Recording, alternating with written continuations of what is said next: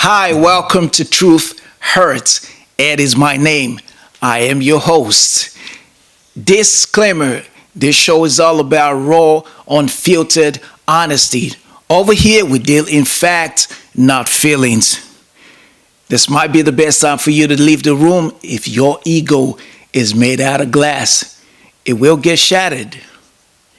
No princess treatments over here. Okay, now that you got your big boys and big girls pants on, get strapped in. It's a bumpy ride.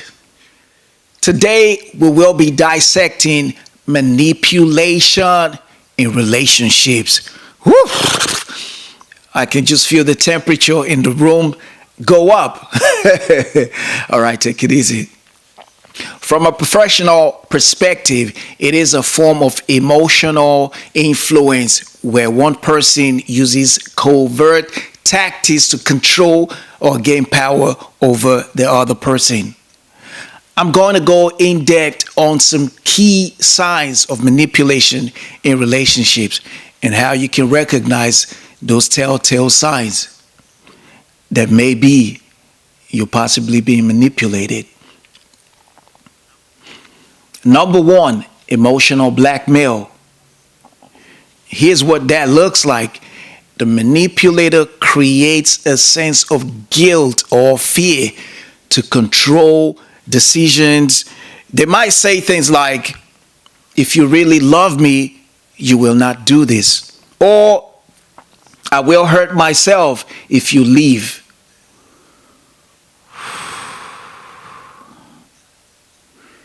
The kind of impact that this has on the victim.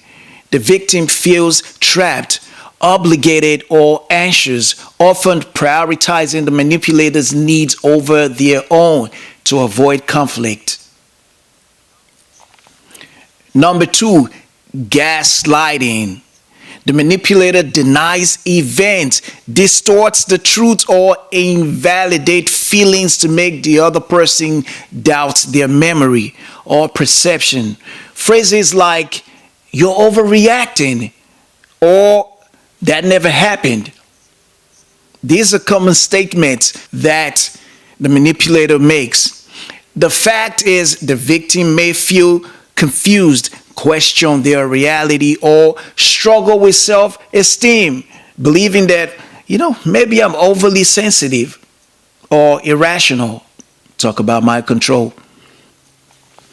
Number three, withholding affection. In this instance, love, affection, or attention is given conditionally based on compliance with the manipulator's desire. They may withdraw affection, as punishment or offer it as reward. The victim often feels insecure or unworthy or desperate for approval that will lead to compliance with the manipulator wishes. Number four, excessive control. The manipulator dictates most part of the victim's life, controlling their finances or decisions, or saying things like, I don't like you hanging out with your friends, or let me handle your money or your finances so you don't mess it up. This results in the victim losing independence and increasingly feel powerless in the relationship. That might sound familiar for some people. Let's keep going.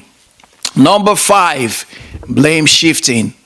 The manipulator refuses to take responsibility for their actions, but instead blame the victim. For example, you made me do this. This would not have happened if you weren't so difficult. The victim then may start to feel responsible for the things that have gone wrong in the relationship, eroding their self-confidence, and then they keep trying to fix the problems in the relationship.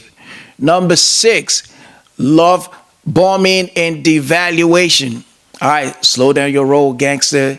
While I'm not saying this is always the case when a person is affectionate to you, unfortunately, this is the one that mostly happen frequently than you realize. Shine your eye. Earlier in the relationships, the manipulator overwhelms their partner with affection, praise, and gift. Over time, this shifts to criticism, neglect, and demeaning behavior. This usually ends up where the victim is left chasing that high of the early love bombing stage, hoping the manipulator will return to that version of themselves. Micromanaging and monitoring. This is number 7. Sadly, this is another common one. The manipulator constantly checks on the victim's action, questioning their whereabouts, phone calls, decisions, and often under the guise of, I'm concerned about you, I love you. Wow. Now, why you can be affectionate, just be cautious not to create that atmosphere where your partner feels suffocated, unable to make choices without fear or judgment or repercussion. There is a thin line between manipulation and being a concerned lover. Do not blur that line. Number 8, exploitation of vulnerability. In this context, the manipulator uses the victim's fears, insecurities, or past traumas against them. For instance, no one else will put up with you after what you've been through. This results in the victim feeling completely dependent on the manipulator, starting to doubt their own ability to thrive outside of the relationship. Number 9, creating dependency. The manipulator fosters a situation where the victim relies completely on them emotionally, financially, or even physically. For example, they may discourage the victim from working or forming outside alliance, outside friendship. This will leave the victim becoming completely incapable, being able to function without the manipulator. Number 10, the manipulator pushes the victim to ignore their own needs, values, or boundaries. They may dismiss the victim's discomfort, saying things like, "Why do you always make a big deal about nothing?" The victim then feels guilty for asserting themselves. This would lead to a loss of autonomy. This might sound familiar for some people, but let's keep going. I'm going to give you some emotional and psychological effects that manipulations have on victims. It can lead to profound emotional and mental health challenges like low self-esteem or depression. The stress of the relationship can manifest in mental health struggles. It is real, guys. Next, loss of identity. The victim may feel they've lost who they are, focusing on the manipulator's needs. Sadly, this one happens way more than you know. It is sad.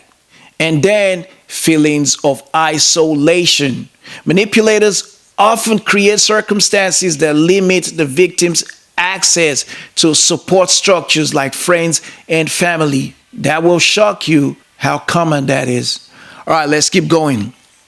While we aren't just going to point out all the problems, we are also going to take a few steps towards helpful approach and empowerment.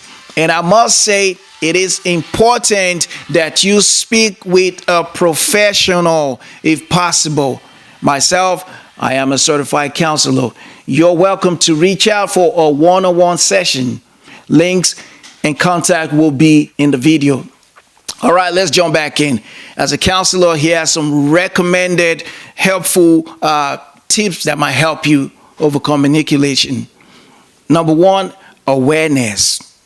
While it's not set in stone, please do pay attention and recognize those manipulative patterns that we highlighted earlier on in the video. Understand as well that you are not to blame for a partner's manipulative behavior. That is important. Number 2, boundaries. While we want to love and reign freely, it is imperative that you set and enforce boundaries, even if it leads to temporary discomfort.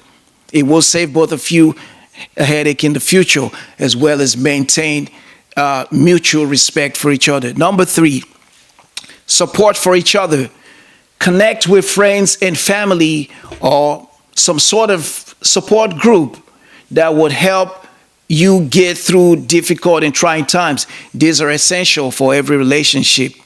But I must say, pick wisely who you choose and who you talk to so that the cycle does not repeat itself and that becomes a manipulator. Number 4, therapeutic techniques.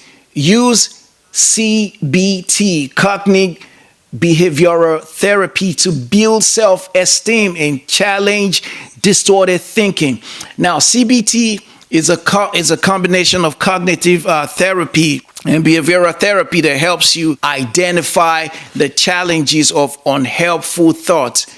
Finally, number 5, exit planning. This is important.